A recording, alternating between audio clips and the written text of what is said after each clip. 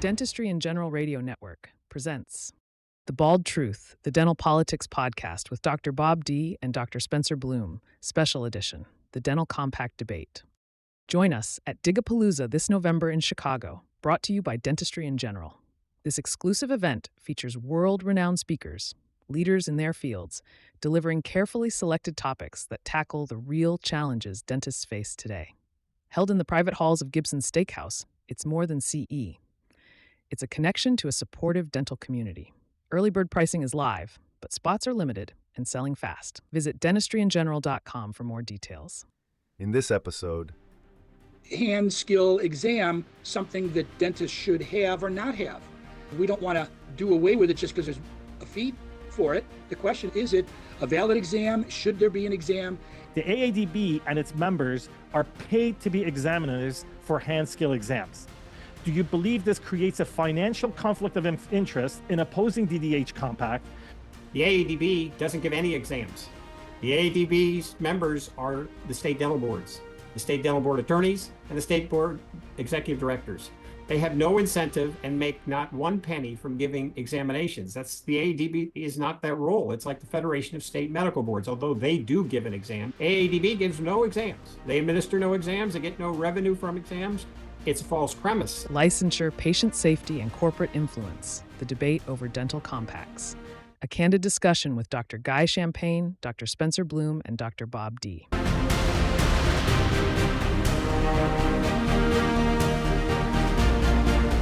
Hello, everyone. I'm here today with Guy Champagne and Spencer Bloom on a special edition of The Bald Truth, the Dental Politics Podcast. This is, in my opinion, one of the most important issues that we're going to talk about, and that is the Interstate Compact for license portability. I feel like both sides have concerns that should be addressed. I feel like that both sides are using the feeling and the sentiment that a dentist have always wanted portability. We always dream about getting up and moving to a different state, and it's a hot button item. And we want to be educated, and we want our delegates to be educated and our dentists to be educated. Dr. Guy Champagne is an oral surgeon and a senior advisor to the AADB, American Association of Dental Boards.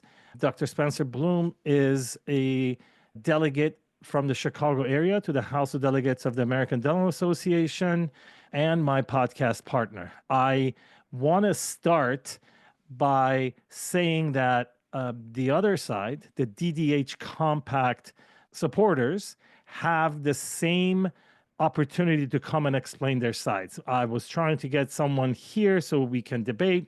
Unfortunately, I didn't hear back from them in time, but they have an opportunity to come back and explain their side of the story as well. Dr.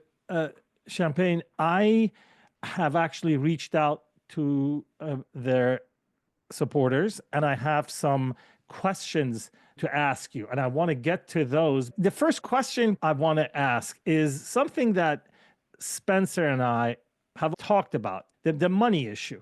We believe that money is irrelevant. Let's not talk about this company or this person or this organization making money, because this is capitalism.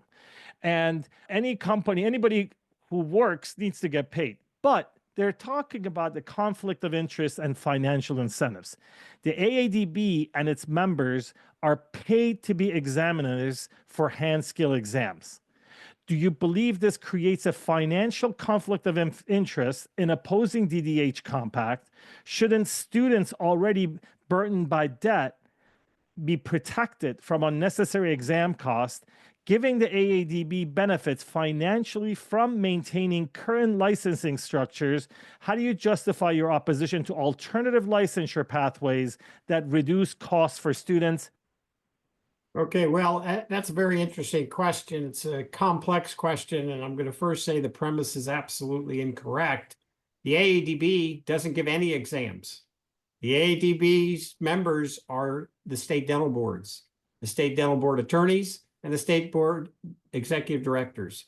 They have no incentive and make not one penny from giving examinations. That's the AADB is not their role. It's like the Federation of State Medical Boards. Although they do give an exam, they give part 3 of the USMLE series in partnership with the National Board of Medical Examiners. AADB gives no exams. They administer no exams. They get no revenue from exams. It's a false premise. It's like saying dental boards have a conflict of interest because they collect a licensing fee from dentists. They have to cover their costs. So the members of the American Association of Dental Boards are, as the name would imply, and it was chartered by Congress in the 1800s, are state regulatory boards in dentistry. They have a board attorneys section and they have an executive directors section. They talk about common interests, regulatory issues, new scopes of practice, like when cosmetics and Botox came in, how do we regulate it? What are the requirements? I don't know where that conflict of interest would come in. They don't have a conflict of interest because they don't give exams. So although some of the members of dental boards may or may not participate in administering exams, I can tell you if you talk to any of them, they lose money by doing that. Their honorarium is far short of what they would have gotten in their office. They feel they're doing it to give back. But the AADB administers no exams. So I don't know where a conflict of interest would come in. Spence, what do you have to add here? I think the DDH side is sensitive about it because I think they're more involved in that exact issue. I'm glad you clarified because yes, that's what the word was, that there was money to be made, although I knew there was not money at all. Break even-ish is what I expected. But it still begs the question of, is the hand skill exam something that dentists should have or not have?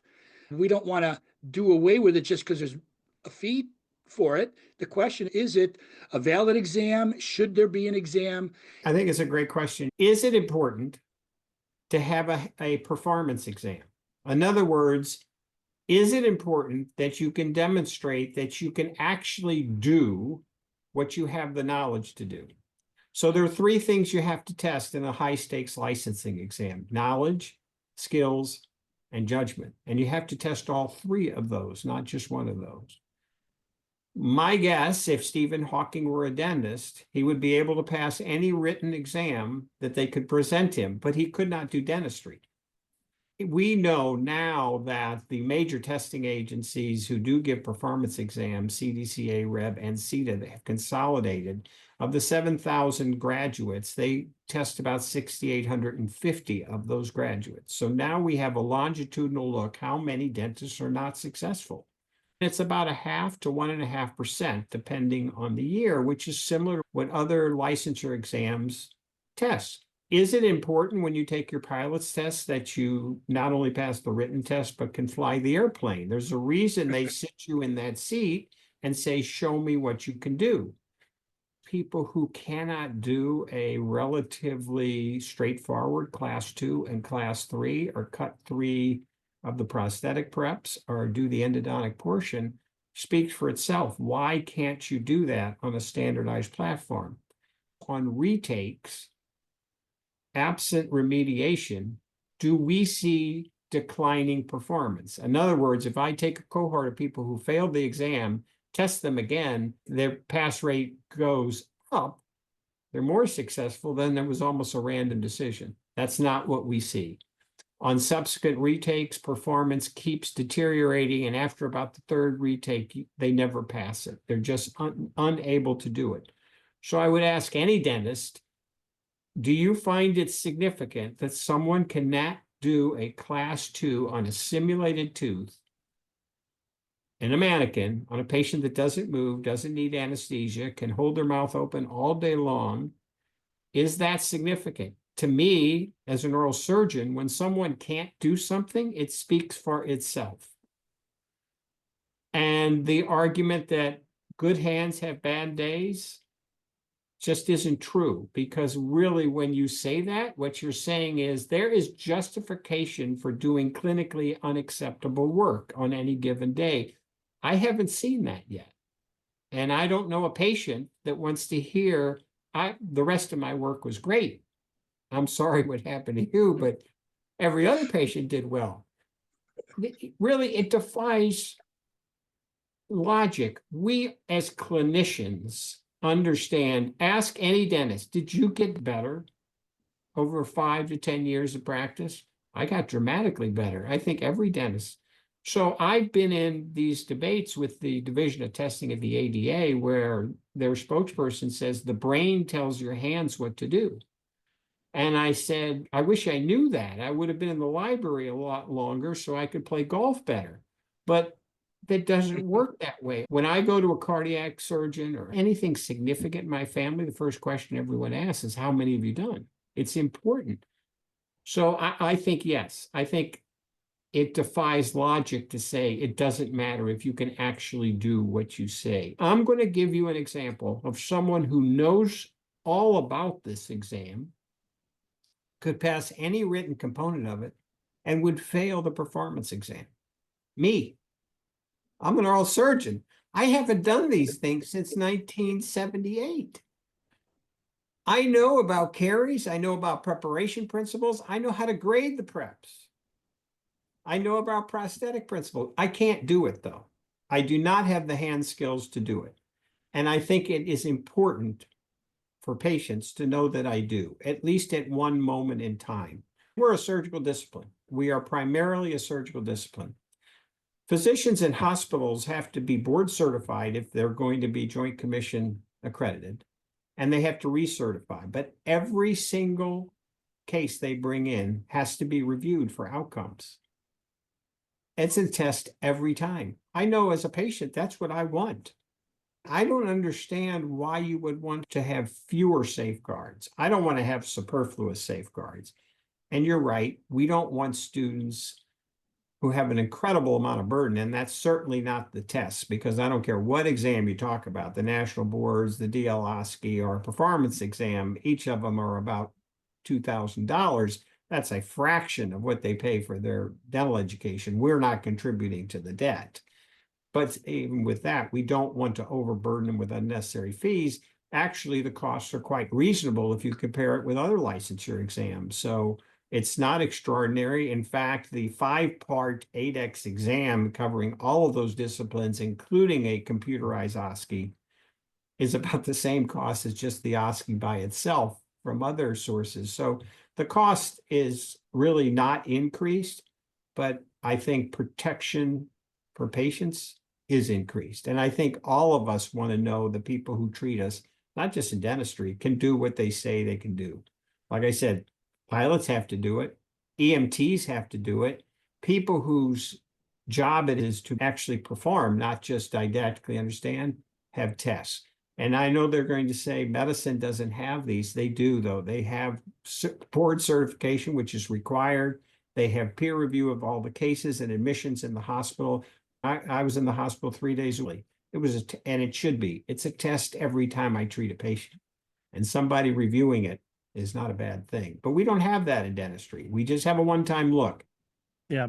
Guy, I want to actually clarify a couple of things. Tell me the relationship between AADB, ADEX, and how does that work so people know? That's a great question. And it's not a simple answer. What is it today? That's what's important. Okay, AADB, we discussed what that is. It's the American Association of Dental Boards. It's the organization of dental boards. It's like the National Council of Boards of Nursing or the Federation of State Medical Boards. They are the organization that represents those regulatory entities. The exam, the national exam accepted by 51 out of 53 jurisdictions, is the ADEX exam. Who is ADEX? ADEX is a separate organization of state dental boards that develops the content, scoring, and criteria of the exam. But very importantly, administers no exams intentionally. They get no income from exams, zero. They did not want a conflict of interest because state boards couldn't participate in that process if there was a conflict of interest, i.e., make the exam so hard the retake rate is high and our increases income. Say something like that. State boards can't participate in something like that. ADEX's budget is a zero-based budget. They take the cost of their testing specialists, their subject matter experts, their meetings. That's their annual budget, not one penny more. So they make zero money. It is not based on market share. ADEX's budget would be the same if one person took the exam or every person took the exam. So it is purely nonprofit, not in the obtuse section of the way the NFL is a nonprofit. It's truly a nonprofit where it makes no money because it's an organization of dental boards. There is no incentive there. It's just, let's develop the best exam. The entity that now administers that exam is called CDCA Reb CETA. It is the CDCA Reb and CETA, which have merged for the benefit of the profession and for students. So it used to be schools had to sponsor multiple exams because if I wanted to go to Wisconsin, I might take a different exam than California and a different exam from Florida. That's not the case anymore. So Florida and California and Maryland and Virginia and Texas, and you go on for 51 states. There aren't 51 states, I understand, but there's 3 jurisdictions. DC, the Virgin Islands, and Puerto Rico. And all 3 of those take the ADEX exam. The CWC administers that so that every dental school in the United States, as well as some in Canada, Jamaica, now Saudi Arabia, it's really becoming an international standard. It's being administered everywhere, are taking the ADEX exam, and ADEX makes no money. CWC is the testing agency. They're like Prometric. Prometric administers the ADA national boards and the DLOSCI. It's a testing administrator. That's what CWC, I'll abbreviate it, does. That's where the examiners are. So the examiners who participate, they're not employees, they're all independent consultants that get paid an honoraria for doing the exam. That's who administers the exam. But the ADEX exam entity is truly unique as a test development entity since they make zero money and their officers aren't even paid. This is basically a volunteer organization where the dental boards appoint representatives to develop the content scoring criterion, prosthetics, endo, perio, restorative, etc. I mean, I am shocked. This is knowledge for me. All I hear, these are the members of the Board of Trustees of the American Dental Association. I'm not going to name names, but they're talking about, oh my God, you guys are rich because of this. AADB is a nonprofit. And gives no tests at all.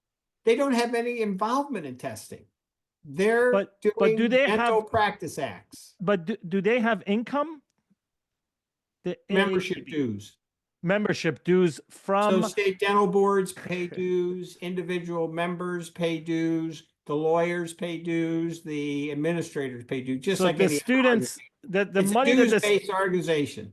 So the money that the students are charged are only going to pay the cost of administering the test. Am I correct by saying that?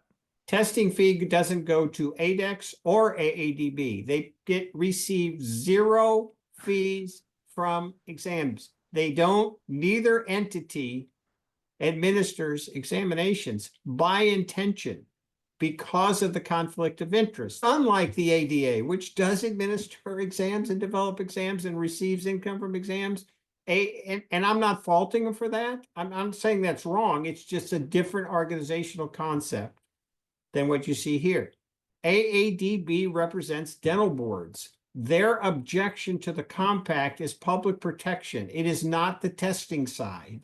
They do have issues about testing because they want a performance exam, because dental boards, to Spencer's question, want a performance exam. They feel it's important, most dental boards. ADEX receives no income from exams. CWC, like Prometric, who administers the national boards and administers part of the CWC exam. The OSCE that is CWC administers is also administered by Prometric, the same group that administers the ADA national boards. But like any test administrator receives income for administering the test. The income goes to CWC, not ADEX and not AADB. So that's why when your original question, the premise is wrong. Neither entity receives income from examinations.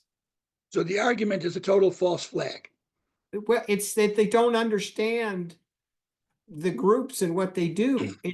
I think it's what they've been told by who's ever advocating. I don't think this is malicious intent. It's what they believe, but it's just not correct. Because they haven't participated, they won't stop maybe to even listen to the answers.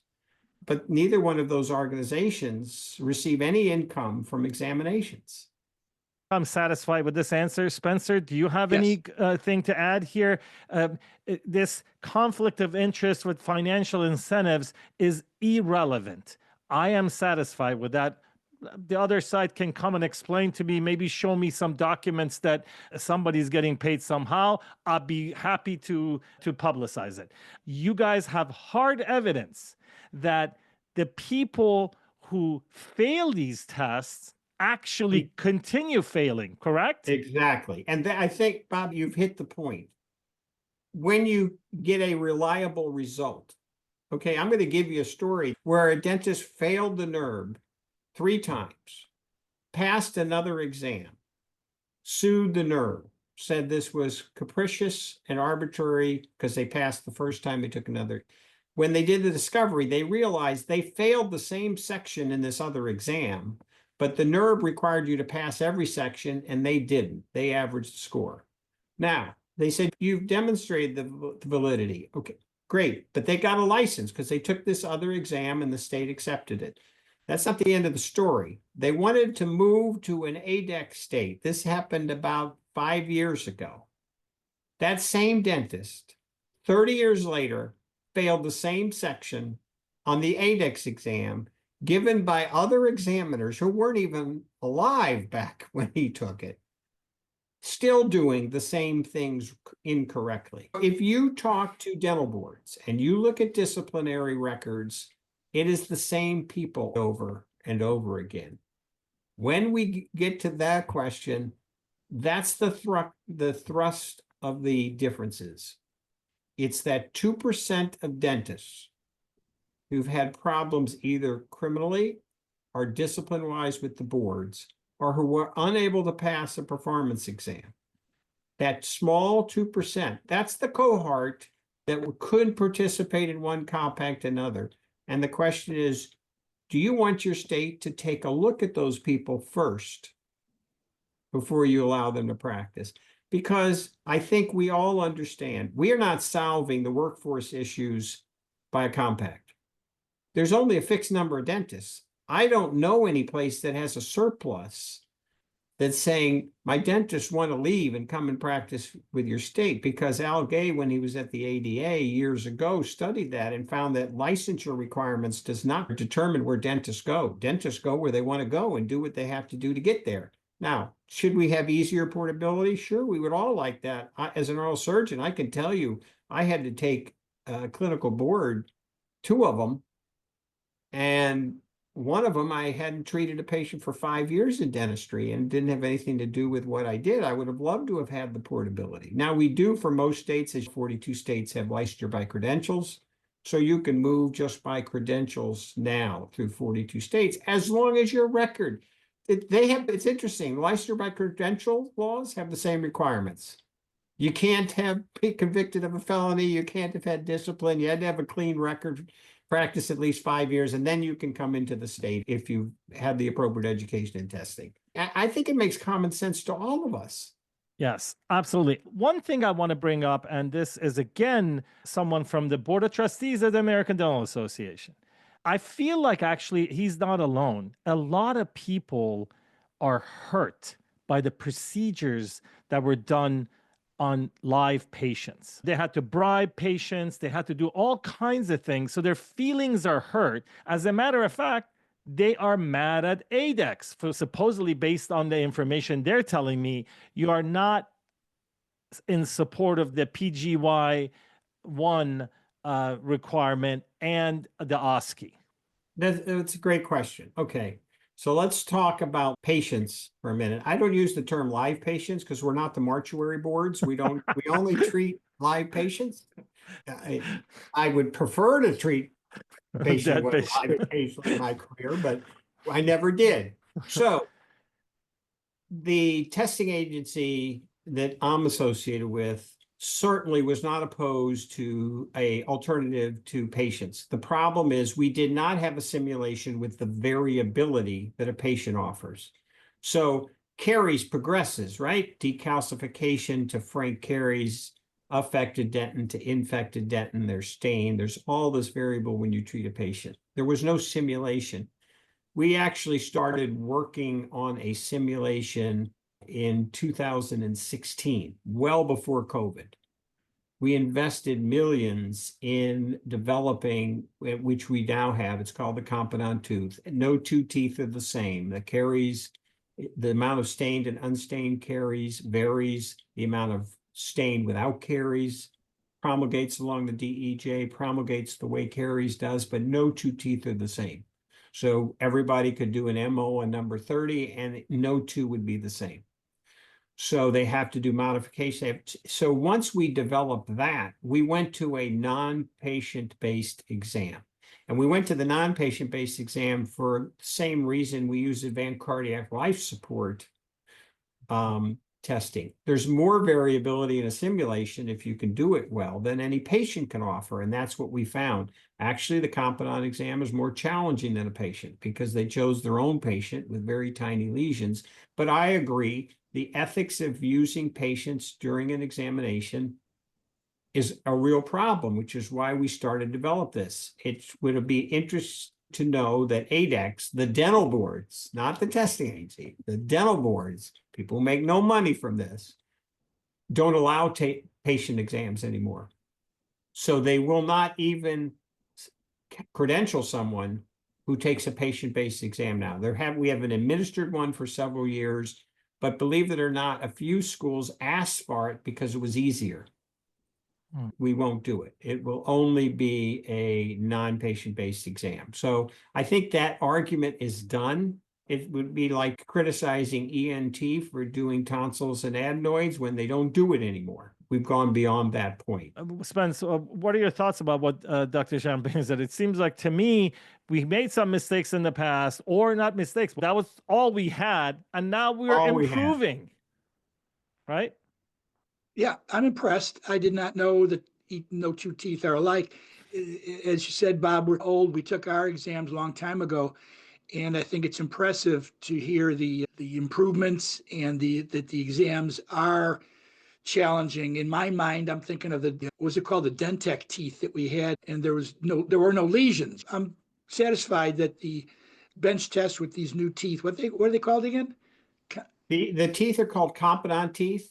They're nothing like the DIGRN teeth we had in the past. Yeah, There's enamel, which is exactly the same hardness as well as anatomically correct, the thickness everywhere.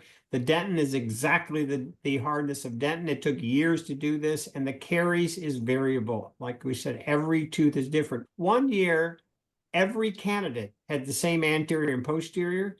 Performance did not improve along the year. There was no way to game the exam because no matter what you did, the next tooth was different. As far as an OSCE goes, we require an OSCE. A major component of the ADEX exam is an OSCE. It is a 5.5-hour exam taken at Prometric. It is diagnosis and treatment planning, postoperative complications. All those, you have to ask for the information you want. They are not multiple choice. There are things like extended match, fill in the blank, identification. We think it's important. You can't give an exam without an OSCE, in our opinion.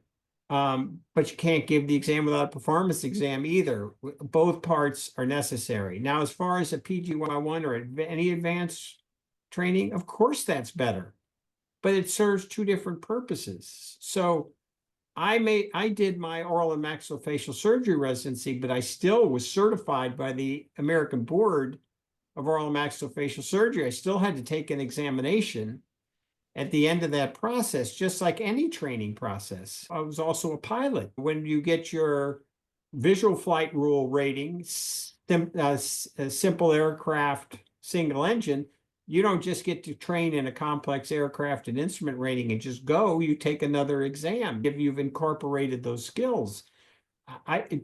Training is, of course, wonderful. Mileage is very important. Experience is important, but assessments are equally important. Why do we test emergency room physicians and anesthesiologists on advanced cardiac life support? They were trained. They do it every day. They still have to maintain their test every 2 years. And when you take advanced cardiac life support, the written test isn't enough. You have to go through the performance exam in each station and actually show you can do it and make the judgment. Isn't that what we want if we're the patient? So their pain point is that physicians go through residency and then they walk out on practice. You're telling me, no, they're being assessed as well.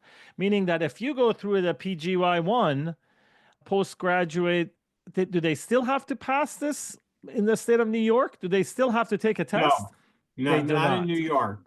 But New York is not a PGY1 state. That is a misnomer. New York requires you to complete an accredited postgraduate training program of whatever length it is. So if it's oral surgery, it's going to be 6 years. If it's orthodontics, it's going to be 2 or 3 years. If it's an AGD, it's going to be 2 or 3 years. A PGY1 is a PGY1. That's the shortest you can do, but it depends on what program you're doing, and you have to complete it. So you can't go partially through it. You can't do 2 years of a prosthodontic program and not finish it and get your license. You have to finish your postgraduate education. It's a common misnomer because other states do accept a PGY1 in lieu of an exam, but New York's not one of those. They have. What is your take on that as far as a state just accepting a PGY1? This is, again, they bring this up that, hey, why not have that? If you ask me my personal opinion, I think Delaware has had the best model. You have to do both. You have to do postgraduate residency and you have to take their licensing exam. Now, I don't agree with their state-only exam, but that's the way Delaware is. I think a PGY1 is a good thing. I have no problem even if it's required, but I don't think it's in lieu of an exam.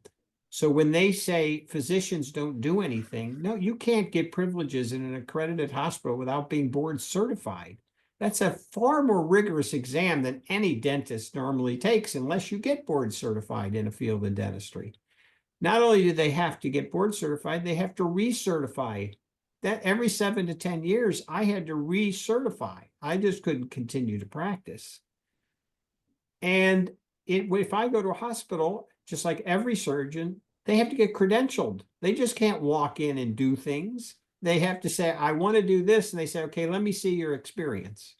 And that's the way. No dentist has to do that. When they graduate dental school and pass the test, they can do anything they want on a patient. There is no filter. To say that physicians have this, you can't see, every safeguard system is developed in context with everything else.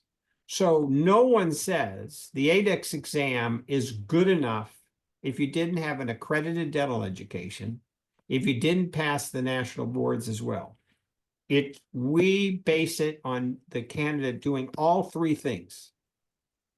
It's a comprehensive public protection. Same thing with medicine. They want an accredited medical education, and nobody can practice graduating medical school. That's the thing they don't tell you. There is no one who can practice out of medical school. And they're incorrect when after your first year of residency, you have to take part 3 of the United States Medical Licensing Examination Series. There's another exam.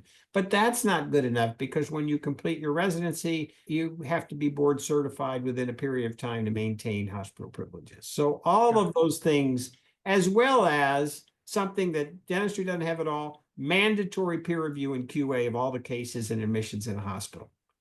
So we can't compare the two systems. You can't cherry pick part of it because every part of the system assumes the rest of it. Gotcha. So you're telling me that there are a lot more accountability when a physician goes through a residency that maybe the opposition is not considering. They think it's just a residency. I think this interview should be with you. You said it much better than me and much quicker. The OSCE the DL-OSCE is created by the ADA. The OSCE is the type of test that we're talking about, correct? Exactly. The ASCII acronym has changed from objective structured clinical exam to objective simulated clinical exam, but whatever it is a computerized exam testing cognitive skills. Gotcha. That's what it is. So mostly you're talking about diagnosis and treatment planning and understanding postoperative complications and other things that develop postoperatively and preoperative evaluation consideration of the patient and risk assessment. For example, in the OSCE that ADEX gives, a huge part of it is perio because prognosis, PROS, and everything we do is grounded in periodontal risk assessment. All of that gets filtered. It's not a simple exam. These aren't simple questions or case-based questions. It describes the patient. You have to ask for the medical history, the models, the radiographs, et cetera. And then it'll ask you questions about treatment planning, postoperative, sequelae, things like that. Spence, do you have anything to add here? No, not at this point, not on this. Okay. If there's no evidence that these dentists perform worse, but we did talk about that, they do perform worse. The people who fail continue to fail, and you have the data to show that. Right. Okay. We also have data to show people who have failed the exam, got their license through PG1, subsequently take the exam to go someplace else. Their pass rate is extraordinarily low, embarrassingly low. Of dental school graduates, it's 0.5 to 1.5%, depending on the year. Now, when you understand that each person has about 5,000 patient encounters a year, that's a significant number of patients, but it's a small number of students. And it's about the same number of people that never pass the medical licensing series, too. So we see that. The 2% number takes into account the rest of practicing dentists who get in trouble, either with their licensing board or with the criminal justice system. That increases that number. This episode brought to you by Digapalooza, the premier CE event every November in Chicago. This exclusive event features world-renowned speakers delivering quality bread and butter topics that is more than CE. It's a connection to a supportive dental community. For early bird pricing and more details, visit dentistryingeneral.com. So when I talked about the 2%, that's the estimated cohort of dentists who would not qualify for the AADB Compact that qualify for the CSG or the DDH Compact, whatever you want to call it. Yeah, okay. Let's take a quick break from objective stuff because I've been criticized, including by my friend here, Dr. Bloom, about opinions. I feel like the corporate world of dentistry, as my friend Dr. Bloom always tells me, the big dentistry, he calls it, takes advantage of this. So there is definitely, in my opinion, a incentive for them to support the DDH Compact. We are here for patient safety. That is what I want to talk about. I want to know your guys' opinion, and then I'll go back to the questions. Guy, do you have any opinion on this, that this may be pushed by corporate dentistry? I think what we know objectively is that the DSO organizations are supporting the legislation in the states, including enlisting legislative sponsors. That's objective. That is not subjective. That is the case. But I think you've put it really right on point that what concerns us is not who benefits, it's who's going to be harmed. It's the removal of patient protection. And I think the DSOs probably, hopefully share a common interest with all of us that they want their patients protected as well, because they're a business. They want to continue on, and they're not going to continue on if their patients aren't protected and if their dentists aren't appropriate to treat patients. So the concerns we have about the DDH Compact is the removal of protections. And one of the accusations that's commonly bandied about is, if I was convicted of a felony or I had a disciplinary order with the board, I can't practice. That's not fair. We've never said that. those individuals would apply for licensure through the conventional pathway and would be eligible to receive a license like they are right now on a state-by-state basis. What we're saying is they should automatically have a right to come into a state with no review because another state said it was okay. And remember, there are differences among states based on, I think, honest difference of opinion. So some states, a few states, don't require a CODA accredited education. They will license a dentist who was not CODA, went to an international school, was not CODA accredited. My state doesn't agree with that. My state doesn't feel that's appropriate, that CODA education is important. That's fine. It's an honest disagreement between the two states, but my state should have the right to say that. Now, that's not the best example because right now CODA is required under the DDH Compact only because it's the only accrediting agency recognized by the Department of Education. In their compact, anyone recognized by the Department of Education is appropriate accrediting body, and it does not go by dental review. It's the Department of Education. Now, I don't know what happens if the Department of Education is dissolved and doesn't exist anymore, what happens to that compact, but that's for others to figure out. But basically, the attorneys, the board attorneys, and that's who wrote the AADB Compact. It was state dental board attorneys. It was not testing agencies. It was not examiners. It was state dental board attorneys knowing what they know, seeing their boards, that what they feel is they don't want to be in an open-ended contract where they don't know what the terms are down the line. If the accrediting agency changes, the compact doesn't die. What happens is you have to consider if you want to accept that and then amend the compact. Like laws are amended every single year. In every legislature, we amend laws to try to improve them or make them worse, depending on how the legislature functions. But we don't want to know. See, any one state in the compact determines the assessment standard for every other state because you have to allow those people in as a compact privilege. The board attorney said, no, we want to know what that standard is. Medicine, one standard, the USMLE series. Nursing, one standard, the National Council Licensing Examination for Nursing. Podiatry, physical therapy, they all have one standard of examination. We're the only ones that have multiple standards, and the way it's written is any standard. And here's the other thing that is significant. This is a major difference that they don't talk about much. Medicine and nursing have a home state requirement. The state that you get your license from that allows you to participate in the compact has to be the state you live and practice in. And that makes sense. You have to qualify for that license in the state you're in. There's no home state requirement in the DDH Compact. You can get a license online from any state in which you can qualify and get a backdoor into your own license, into your own state. So in other words, if you don't qualify to practice in state ABC, but state D gives you a license, you could do that and then practice as a compact privilege. There's no home state requirement. There's no ongoing review. Why is that important? Because there's a provision in the compact that only the licensing state can discipline the license.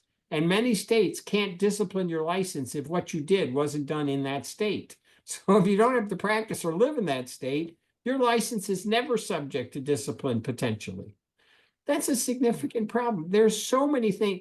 I would encourage you to read the proceedings of the Compact Commission this last month. There are so many things left up in the air. This is so open. For example, the requirement is that every state does a background check, but not every state in the who's accept the compact does background checks. So they don't even qualify within the compact. They talked about removing the licensure by graduation, but they didn't do that. They're studying it, and the question is, can they? Can they be more restrictive than statute? Most lawyers say they can't. Spence, do you have anything to add about the DSO thing that I have? I'd like to have your opinion on that. When I did look online for the nursing compact and the physician compact, the nursing compact did compare themselves to a driver's license. And they did say one feature is it removes burdens for the entities that hire the nurses. So I draw a parallel that says that the DDH feels like a driver's license type of mobility, even if the details are different. But the flexibility, the mobility is a factor that has no background for physicians, but it does for nurses. And it seems like one of the reasons they structure it that way, the model is convenient for the employers. So I draw the comparison that any dental compact that looks and feels at all like a driver's license in its flexibility isn't there for the practitioners as much as it's there for the entities that want to hire them. So a multi-state group, a multi-state service organization would love to have a simple and inexpensive, very flexible multi-state license model. And I want to know from you, Dr. Champagne, am I right with drawing some of these connections or not? I think you are. Of course, the nursing compact, especially at the time it was drawn, nurses were employees. There was not a lot of independent practice nursing, and I don't even know if the nursing compact covers nurse practitioners and others I don't that think do. so. I don't think so either. So I think that your analysis is quite right, which accounts for some of the difference between the physician's compact and the nursing compact. But it's still a multi-state license. It's not a compact privilege. It's a different thing. And that's not subtle. I know people want to make, oh, there's no big difference. You can remove their compact privilege, but you can't discipline their license. That's a different thing. In fact, it specifically says in the compact. I agree with you. I think that this adds ease to employers because the compact is privileged the way it looks like it functions, and we don't really know because it's not in place, but the way it looks like it functions is you notify the state, you pay a fee, if any, and you're in. There's nothing else. You don't get a license in the participating states. That makes it very easy for employers to send you place to place. And that wasn't the goal. The original goal of these compacts was for military, especially in dentistry, to allow spouses and others the ability to practice as they get transferred from place to place. And that was a very appropriate goal because the military only required one license to practice in the military. It could be anywhere. And you might be going to a place where their licensing requirements were totally different from the place that you got a license. But that is really almost an anachronism now because the Service Members Civil Protection Act was amended and most states have adopted expedited licensure for people in the military. And for people who aren't in the military, for dentists and dental hygienists, with the 42 to 44 states having licensure by credentials, that number's increased now because some states have universal licensure. Even the need for the compact becomes questionable, either compact. I think the AADB Compact does a service by centralized original source verification. So you don't have to pay to send your transcript to 12 states if that's what you want to go to, not the dentists do. I think this mobility issue is overplayed. I don't know a lot of dentists that move state to state. I do know dentists who are in areas like, say, the Washington, D.C. area, you might get a license in Virginia and Maryland as well, because geographically it's one population. But that'll make that easier. But I do agree the way the DDH Compact is done, it seems to be more an employer-based wish list than what dentists might want. And I'm going to translate that. That was employer equals corporate dentistry. Dr. Champagne, I want to ask you this. Can you point out to any specific language in the DDH Compact that removes a state board's ability to discipline or revoke a dentist license? I'm going to start even before that. It removes the state board's authority and ability to restrict someone from practicing in the first place. In my state, if someone came in for licensure by credentials and they had multiple, say, disciplinary actions from their state that were expired, they were satisfied. And let's say they were all endodontics. I'm just making up a case. we might give them a license, but restrict their ability to do endo or require a practice monitor, even though those orders were expired and their license was in good standing. Don't have that option now. Once one state in the compact gives a license, it doesn't matter if they committed a felony. If that state decided to grant the license, you don't have the ability to say, no, we want to review what that is. No, they were selling drugs. We don't think. No, that was a pediatric sexual charge. We don't want somebody to be able to treat a pediatric patient. All the prerogatives that the state had to review your record before you practice is gone. It's eliminated. If they come in as a compact privilege and have a license in a state in the compact, you cannot review it, or you cannot say no. I don't know a greater challenge to authority than to say you don't have the ability who's going to practice in the first place. That's the first thing. The second thing is back to discipline. I know they could say you can go against the compact privilege. That is true, but you cannot discipline their license, which is what's reported to the National Practitioner Data Bank, which allows them to get a license by credentials, even if they don't want to use the compact. You cannot discipline their license. Only the issuing state can discipline their license. That is right in the compact. It makes sense that only the state that issued the license can discipline the license. That's not a strange thing. That's the problem. This isn't a license. That's why the Physicians Board is a license in every state. So in other words, what the Physicians Compact did, I'll be honest, the dental board attorneys just basically copied it and made adaptations to dentistry. They say, look, if you've never had a felony conviction, you've never been in trouble with your medical board, you graduated accredited medical school, you passed the USMLE series, and you're board certified. They require board certification, even though states don't. You can get a license automatically in each state. That saved 6 to 8 months of collecting records and sending it to the state, but you still get a license. You practice like every other physician in that state. No different, not special, not in this other category. You're a licensee. They can do anything they want. The Physicians Compact qualifies you to get a license from every state in the compact just by asking. This is the 85 to 90% of physicians that automatically would have a license. They don't have to wait the 6 to 8 months, have records from everything sent to every state that they want to practice in. They automatically get a license in each of those states, but they're a licensee just like everybody. There's one class of practitioner, the licensee. I'm going to use their words because I don't want to misstate it. You get a compact privilege that allows you to practice, and this is their words, without a license in each of the participating states. So that you notify the state. There may or may not be a fee. Once you notify it, you come in and you can do it. You can practice. And that is your criticism of that system, that it cannot be disciplined other than it would be in their own state. That is my criticism of the practice authorization part of it. My first criticism is the qualifications are not. Yes. But for this system, it is the compact privilege system, yes, that I do not like.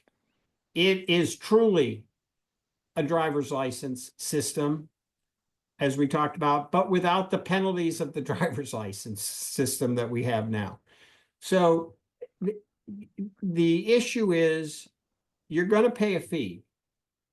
Why don't you want to be a licensee? Because if you read the Dental Practice Act in every state, who can own a dental practice is linked to a license. Who can get an anesthesia or sedation permit is linked to a license. Who can supervise a dental hygienist or a dental radiology technologist is linked to a license. All those things are linked to a license, and you don't have a license. You know this is going to be litigated. Who knows what's going to happen? But the point is, nobody's had this system before. Why not just get a license where every dentist and every dental hygienist is equal in that state? But to say it doesn't take away the authority of the dental board when they don't have any say on whether you can practice or not, me as a licensee in the state may have to have met much higher requirements to be able to practice than somebody coming in for a compact privilege. And I'll give you an example, continuing education. There are some states that only require 4 hours of CE, okay? So my state requires 32. But if I get a license in that state and I'm practicing in my state on a compact privilege, I only have to do the 4. But every licensee has to do the 32. The physicians says you have to complete the CE requirement of every state you practice in. Now, it doesn't mean it's additive. If I have 32 and Pennsylvania has 32, it might be the same. Maybe 2 of the hours are different because of state requirements, but the 30 would match the 30. But why should I only have to do 4 or 10 or 6? Everybody practicing in the state should meet the same standard. To me, that just makes sense. Spence, what do you got to say? A question with your understanding of the DDH. A scenario that I had in my head was that it's possible that their employer could say, we want you Mondays and Tuesdays over here in this state. We'd like you somewhere else on Wednesdays and Thursdays, and cycle around over a 2 or 3 month period of visiting offices. I call that itinerant dentistry. Am I right in thinking that the DDH enables it? Of course, it doesn't encourage it, but does it enable that? Oh, it makes it much simpler. You don't get to have any license in those states. Yeah, absolutely. Where you can't do that simply if you have a license, because you got to meet all the requirements of the license. See, it's beyond discipline. It's the requirements we have to maintain a license too. It's not just what you're allowed to do. It's the CE. Do you need BLS? Do you need ACLS? Do you need opiate training? Do you need, the list goes on where the states have requirements. Shouldn't everybody meet those requirements in the state? But it's much easier for an employer if you don't have to worry about it. I have one state, might not even be the state you practice in. That's the uncanny thing about it. You can meet the continuing education requirements and maintain your ability to practice in all these states, and it be in a state you never set foot in, ever. And this is where I come in, Spence, when I talk about the big dentistry that you talk about, the DSOs. This is not helping dentists. I don't need that, right? If I want to move to Florida, look, I have to sell my house. I have time to go ahead and do this. It's not, as Spence said, spend $300 on a plane ticket on Tuesdays. You go and produce another $8,000 for this office and come back and do another $8,000.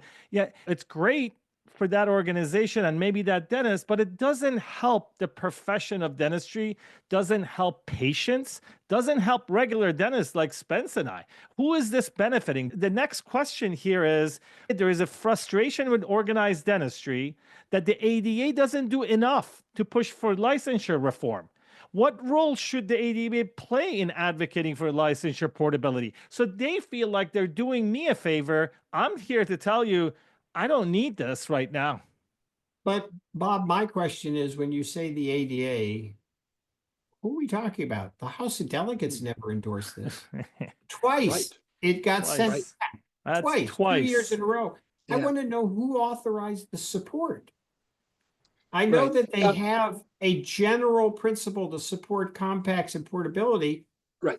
There's 2 compacts out there. How do they make the decision which one they're going to support? And shouldn't that be the House of Delegates? If you're going to expend money, lobbying efforts, I'll tell you something very troubling. You didn't ask the question, but I'm going to say it because it's happening in several states where the ADA is coming in and lobbying against the State Dental Association, who doesn't support the compact, lobbying against their own constituents. It's happening now. I just posted a guy in my state. It happened last week. They're in Maryland right now. Right now. Right now they're in Maryland. ADA staff came in spite of the Dental Association's Board of Trustees and Legislative Committee unanimously opposing the CSG Compact and the Dental Board. Why would they come in and lobby against their own constituent dental association? That should be very troubling to everyone. You wonder, we don't have a choice on this tripartite. It's not fair that we're supporting monetarily somebody who's opposing what we want in our own state.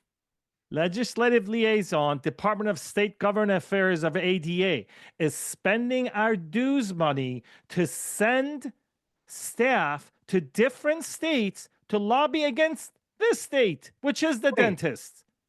To lobby against their own members and own state dental association. There has to be some pushback from the House of Delegates. Isn't it it's unthinkable, isn't it? Where are the vice It is. president that's supposed to represent the House of Delegates within the Board of Trustees? Why are we not speaking up, Spence? I wish I knew. I see the same thing that Dr. Champagne just mentioned. I see it makes no sense. There's no support, except they're following through on what they've been saying for the last couple of years, that they need to develop a relationship with DSOs. It's the only way forward. Two phrases that I don't get, I don't believe. I think it's propaganda, and I think that's the coming into a state and lobbying against what they want shows a commitment to this relationship that they feel is the only way forward. And as to Bob's point, I'm sorry, ADA is not supposed to be promoting one business model of dentistry. They're supposed to be promoting what's good for Dentists. And their and patients. for their patients, which actually brings me back to what we were just in. I'm cutting it off here and going back and talking about the AADB model does foster more of the stability where the dentist is not so easily itinerant and more likely to be there for the post-op complications, for the post-op considerations, to follow up and make sure that their prescriptions. The doctoring, to me, seems better supported by the AADB model. And the DDH model seems really risky. It enables higher risk dentistry for the patients. And there is no precedent that I know of. There is no physician model that takes on the driver's license characteristics. So there is no track record like there is for the AADB model for physicians, and yet they're having it. So if I had to describe what I would see as a compromise, I'd say split the hygienists off and let them have that driver's license mobility for the employer's sake. But I think dentists who are responsible to their patients need more of the structure of the AADB model. I see them as two things, and that's how I feel. Dr. Champagne, am I seeing it correctly? I agree with you. I think that the protections for the profession and patients are, in my opinion, significantly weakened by allowing portability of people who otherwise might not be able to practice in that state. If you really nail it down to the simplest thing is the AADB facilitated compact does not ask any state to license someone they wouldn't otherwise license. It doesn't expand anybody. In other words, there's not a single person that qualifies for that compact that every state wouldn't license. That's not the case with the other compact. It's saying ignore felonies, potentially, ignore discipline that's been resolved, ignore the exam they may or may not have taken, ignore the continuing education that they don't have to take in your state that the rest of the dentists do, ignore the why. It doesn't help dentistry as a profession. It doesn't help our patients. I think it is a significant weakening. And to me, the ultimate result is I don't want to be a pharmacist. It's not that I don't respect pharmacists. I never wanted to practice in that type of model. And I don't think that we want to reduce dentistry to an occupation from a profession. And the way what marks a profession is the standards you uphold. And so I think you hit it exactly right. I promised the supporter of the DDH to ask these. I think we touched base on it a little bit. This is the last question, and I appreciate your time here. I know you spend a lot of time with us, and we give the equal time to the supporters of DDH. Once again, make sure you let everybody know I was not paid. This wasn't a conflict of interest. Are you sure? Hey, I'm certain.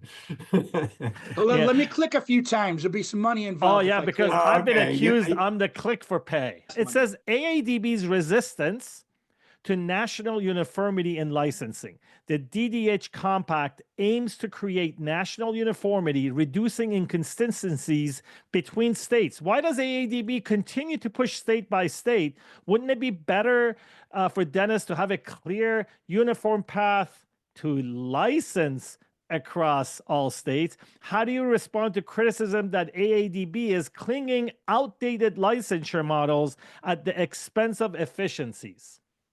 This is the essence question. It's almost like 1984, where the person has the question doesn't apply to what they're asking to. First of all, as we talked about, it's not a pathway to licensure. Let's get rid of that. You don't get a license in these states. It's not a pathway to licensure. But our objection is exactly the lack of uniformity. There is no one standard of exam that is in this process. Not even the national boards. If you read it by rule, they can replace the national boards. There's no uniformity in accreditation because any agency the DOE recognizes down the line applies. There's no uniformity in continuing education. There's no uniformity in whether you were disciplined in the past. There's no uniformity if you've been convicted of a criminal penalty. The reality is that's what the ADB exactly did. A uniform pathway that everyone has to meet the same standards for 51 out of 53 jurisdictions. I don't get it. The question is almost pretzel logic. The question really refers back to the DDH. Why did you get rid of uniformity? Why did you get rid of licensure? Why did you get rid of CE requirements? Why did you get rid of, plus there is a reality. We have a federal system. We don't have national licensure. The exclusionary clause of the Constitution says it's not a role of the federal government. So the best thing we could do is have everyone agree on a uniform standard. I agree. The AADB Compact does exactly that. It's a uniform standard to licensure. This is the way I look at the DDH, it's anything but uniform, but not to licensure at all. It's to a compact privilege. And that's another issue. So this is really an issue for attorneys. It's a subtlety, but when you get a licensure, there is a property interest. That license is yours in the state. And for the state to take it away, you have due process. State pulls out of a compact, you're done. The compact privilege evaporates. And states do that. You don't get the same thing. So it's a very interesting question. And I think it's the question that the DDH Compact needs to answer. Why did you abandon licensure? Why did you abandon uniform standards? Go ahead, Spence. Dr. Champagne, a couple of times you mentioned the criminal convictions or something like that. There is somewhere in the DDH something about an FBI background investigation. Correct. So yes. Why do you say what you say, and aren't they covering that ground? The requirement in the DDH Compact is that everyone have an FBI background check or a criminal background check. And the state has to consider it, but doesn't have to do anything. The difference is among states. There are some states that can only consider felonies committed in the practice of dentistry. There are some states that have felonies that can't be considered. There are sensitive areas that they don't want to penalize somebody for. It doesn't say you're ineligible if the criminal background check comes positive. It just says you have to have one and the state has to consider it. This was asked, Spencer, it's a great question because it was asked in our legislative hearing just last week by a legislator. They said, what if somebody comes in for a compact privilege and they have a criminal background and we wouldn't want them to practice, but the other state does? And it says you have to trust the other state to do the right thing. So the problem is not that you need a criminal background check. That's in both compacts. What's in the AADB compact is if it comes back positive, you cannot use the compact. In other words, you can't automatically get a license. You then have to practice for a license through the conventional pathway so each state can do their due diligence and make a decision accordingly based on reviewing that background. You're not going to defer that to any one state, and especially a state you never had to set foot in. So the license you're getting it from, they may say the conviction was in state A, I'm in state B. That's not a problem for us. We're going to give it. Now you can practice in state A because they're in the compact. What the AADB compact says, yes, same thing, got to have the criminal background check, but once it comes back positive, then you have to apply conventionally. Same as physicians, they're not allowed to, because the problem is we have to practice ethically. And if you've had criminal convictions, the state has a right to look at that to see if patients are going to be put at jeopardy. What if it was selling drugs when you have a DEA license? So that's the difference. The key word is safeguards. Safeguards are being Exactly. removed. You're right. And that's what we want. If you're in a profession of dentistry, you're there to protect your patients. That is the number one thing that we are sworn to do, right? So do not remove safeguards for what? For 2% of dentists. 2% Why of would you dentists. do that? 2% of that. We're talking about a time. Most of us do all of this. So why remove the safeguards for the rare outlier? We suggested when the compact was being done, model it after physicians. We're for it. I want to ask you this because we can't go on forever with this stuff, right? Is the AADB willing to come to the table and we can come up with a solution that we can all live with? Has this been proposed? Great question. This is a great question. So I testified in a state legislature on behalf of AADB on this bill, and I said exactly this. One of the solutions is amend the CSG compact to add these safeguards. We don't need a compact then. We don't care who does it. There's no money to be made for AADB. That's fine. The dental board's concern is just what you keep saying, Bob, the safety of the patient. That's all we were interested in. The response that we get, we can't. States are already in it. The legislation is there. Nothing can be changed. And of course, my response is, what do you mean? Laws are changed every year in the legislature. They do that. When you have a bad law, you don't keep it. You're not stuck. You amend it. If it doesn't work right, you would change it. And the nursing compact threw out the whole compact and redid it because it didn't protect the public. That's a silly argument to say we're stuck in time. Absolutely. Of course, AADB's concern is not that their compact prevails.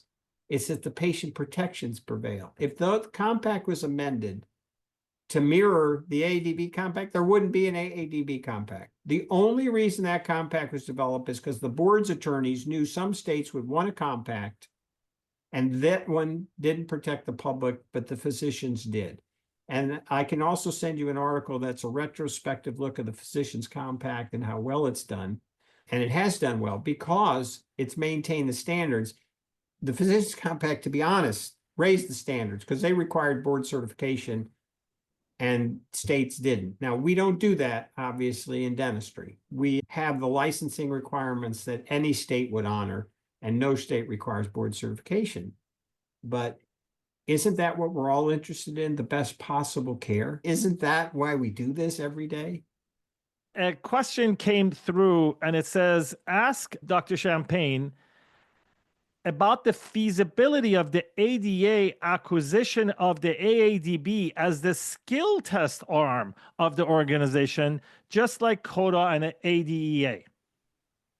The ADA's never approached ADEX.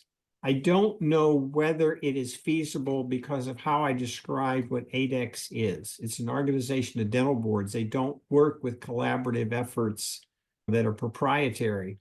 I think that there is an opportunity to merge the ADA OSCEs with the ADEX OSCEs, and coming with for the OSCE component of it, that's certainly a feasibility that's worthwhile of discussion.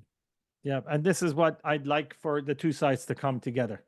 Okay, Spence, time is yours. I raised my major points, and I got confirmation from Dr. Champagne that my vision of the structures and the differences, that I'm on point, I'm not wrong. And I think it's important that the concept of a driver's license flexibility is not usually what dentists would be asking for. Yes, the DDH would give me a license with flexibility, and so would the AADB. But I think the patients are at higher risk with a driver's license or dental license. Now, I'm not so sure about the dental hygienists. Maybe their driver's license flexibility is fine because they're working under supervision of dentists, at least in most states. But I do feel harmed by the ADA taking sides, spending our money, and denigrating an alternative model when I think that the policy in the ADA merely says that they should support them both as possible options, and the states should have decided. I am upset that the ADA is taking sides. That's wrong. I think that's the Board of Trustees with their newfound liberties in the past couple of years. I disagree with that completely. Dr. Champagne, take us to the end. Okay, again, I think the focus is on safety for our patients and exactly the question you just asked me before, uniformity in licensure. And that's exactly what the AADB Facilitated Compact does. In my opinion, I think it's important for dentists and dental hygienists, both members of the team, vital members of the delivery team, all should be held to a high standard. I think even the states that require the supervision of dental hygienists, again, that's based on their training and their abilities and their skills. And if they don't bring that to the table, I think it collapses. It's a vital part of the thing where we can't reduce professions to occupations. And there is a difference. And I think I've always held dentistry in high esteem. I think we should have the equal protections that physicians have, equal respect that physicians have. We care about our patients like physicians do. We don't need a secondary lower tier. And so I agree with things that have been said today. I think the bottom line is the highest quality dentistry we can deliver. And one of the ways we do that in all healthcare is standards that we all meet. Great. And I'm going to say a couple of things at the end. I beg the Board of Trustees to please pay attention of what you're doing. Spencer knows my mission with all of this is to have a strong ADA. We want the profession to be strong. We want the ADA to be strong. And optics matter. We know what happened with the DLR and N-coil and how it basically made the ADA look bad.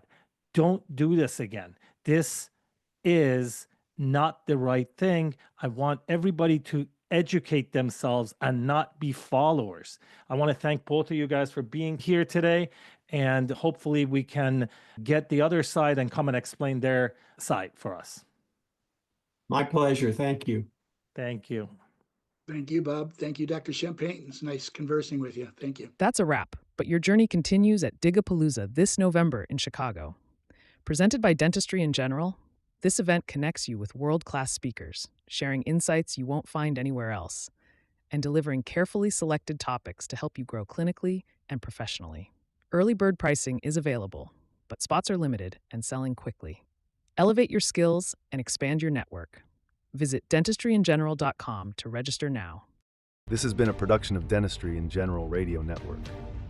Visit our website, dentistryingeneral.com, to join engaging clinical and business conversations, explore our dental podcasts, and stay updated on our upcoming live events.